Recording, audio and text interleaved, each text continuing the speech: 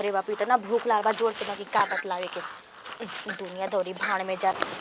जब मुर्गा मछली बनेला ना तो हमार एकदम देह एकदम काबू में ना रहेला।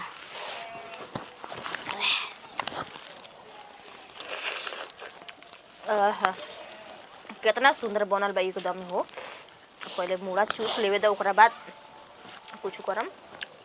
नथिया के मन नथिवा के खोलिए देता नहीं भाड़ाता खाए में बनलो कनिया। ये भगवान ये दादा अहो तू होड़िया में खाता रू हो दादा। हाँ दीदी जी भूख लगा रहा बर्दाश्त ना होत रहे।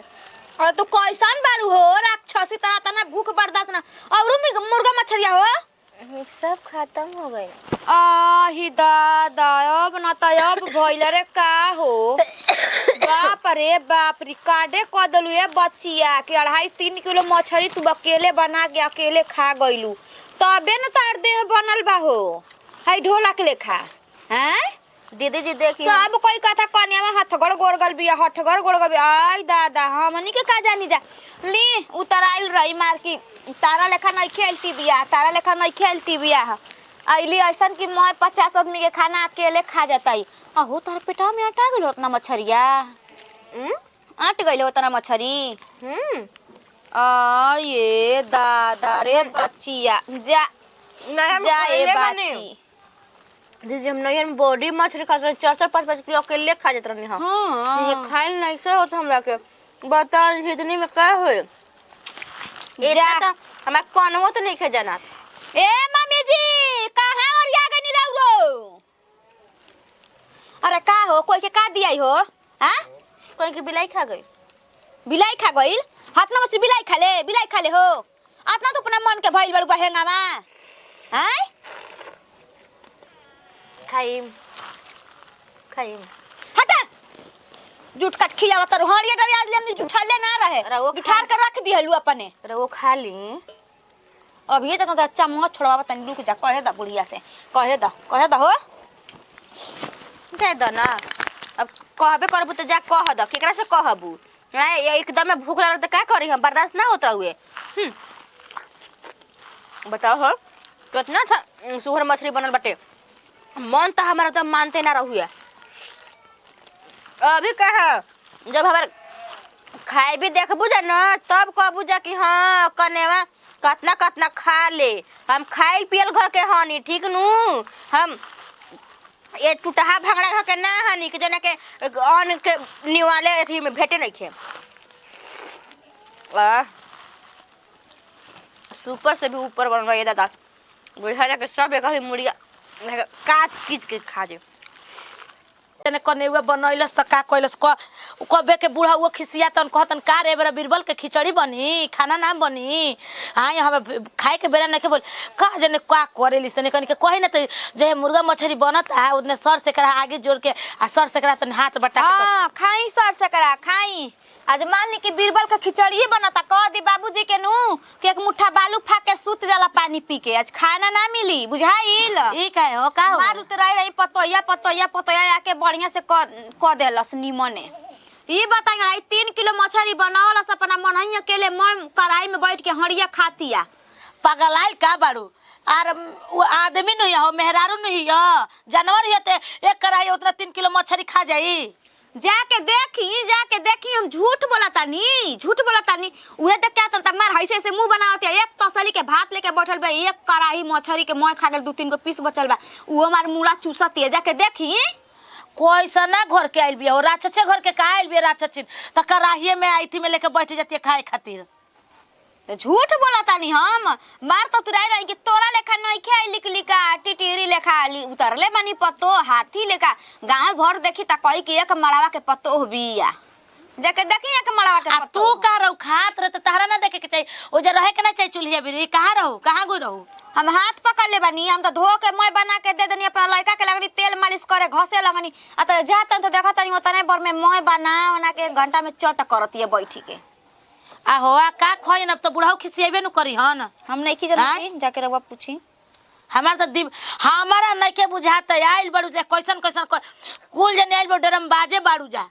तार उहे आदर में तार से कोनो कामे ना होई लाइए बाड़ू जहां बैठबो हो जाता हुआ नियन उ आई तनी मनी करे वाली तू लेकर कराहिया तसली में बैठ के खइहन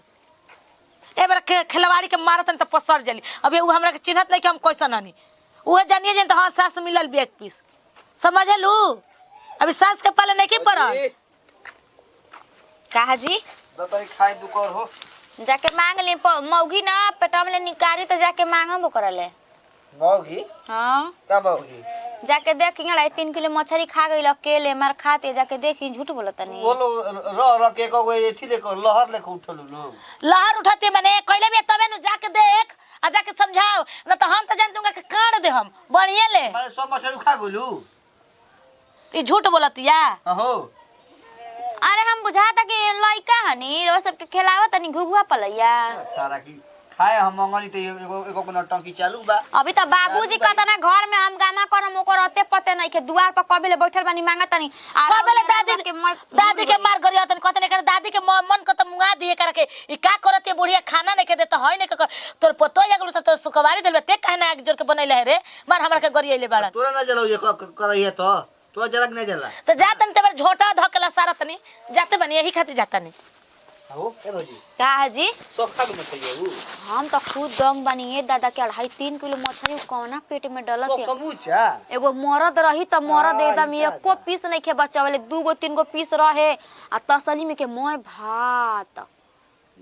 ऐसे खाई तो धर्म कर्म तो ना चली धर्म करम कि मम्मी जी के बोरा लेके लगले गांव में भीख मांगे के पड़ी के माने मेहरारू मांस मछली खाला अरे हो 2 पीस सवाद खाती खाली लगी 2.5 किलो के आली एगो मर्दाना खाई तो आदमी कहत कि ज्यादा मर्दाना खइले बटे हां वाह रे बाप और तो बाबू है तो दूसरे डंका लगे हम जान को नहीं हम आ डंका बाजिए कर रही आज का कहि जाता तो देखो नहीं क्लास लगाओ न बानी ओकर हम रुक मन बड़ुआ भगिए हो जा लोग बड़ा उतिराई रह जा मोए गोड़ा आइल बिया मोटा छोटा आइल बिया गांव में मारो तो 4 आदमी के संहारी 4 आदमी के का वो 20 मैया बा का चिल्ला लगलिस का कहत रे का हमरा के कहत रे मैया चिल्लाइल बा का खाए ना करे हम जो मांग के खा ले का तोरा नहीं के चिंता तोरा नहीं काट के लइकल में त खाई कि ना खाई का दी लेके कराही में बैठ गेल बिया कराई में लेके बैठ बिया कराही में लेके बैठ के धोसरतिया बड़की कलैया के हमरा ले 3 किलो मछली जानवर नहीं खाई नु रे भूत प्रेत नु खाई वो आदमी खाई होत रत मछली आ होतना भात आ कुल लेके खा गुल ढेड़री 3 किलो रे हां बुझा त नैहर में कबो खइले रहे कि का करत नैहर में ओतने खात रहे हमरा त इहे नहीं के बुझा अरे बाप रे बाप हमारे लिए 3 पाव चाहे 3 गो पीस ना सधरा 3 किलो मछली खा गइल देख ये जुग जमाना खोदले नु बाड़ू औसन के में त खाई ना हम ना खोजले बनी तार वापसी खोजले बड़ा तार वापसी कतन ते उतरले में पत्तो होय त बुझाले त होइए नहीं खेलो कबे ना करले छिपकिली नहीं हित चुकी देखिए अब के खोजले बन देही करत जे चली ओने बुझाई त हां रही में आदमी आवता तो हे राही में आदमी के लिए बनता खाई ना राही में आदमी आवता घर के आदमी टंटा त ना रे भूखे पेट में ताकत है कब बनी कब आदमी खाई केने बैस रे जो करे मांग उहे दी हमरा में हे कमरे में हम जाई में हां आदमी में जे भूखा रखा पेट धके का कोयल बैठे रे हमरा नैहर में तो नहीं इज्जत नहीं थे तो जो पूछ हां काहे के पूछ जत्ता हार डाहोर नहीं तहार बात नहीं किसनो त हमार बात का सुनियनु आ साका कर रखले इस पर के माई बिना खइले रह काहे के अपन जतनु मर्द के फोन करे में मर्द लिया के जाई हमरा नहीं खे जे बिना खइले भूखा सुते के जान जो हमरा बस के बात नहीं खे जी तो हमें न ओसन बानी अब हमारा के बा बाप भाई होय ने के मरियोरिया गुलसन अब हमें न बानी ए जे मरब काहे का टाइम दिहस त खाइब आ न तो से उपास से रहम बेटा कहले में होय नहीं के अच्छा नहीं खा त तू दे काहे कहले हम तेरे बेटा नहीं खे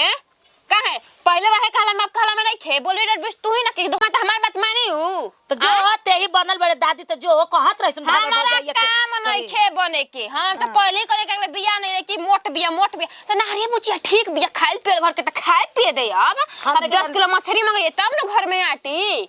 जो अपना बाप ले कह दे काहे काम बाप ले कहे काहे काम माई ले हमरा ये सब काम रह गुल बा ये सब काम रह गुल बा हो ढेर भर गइल आगलू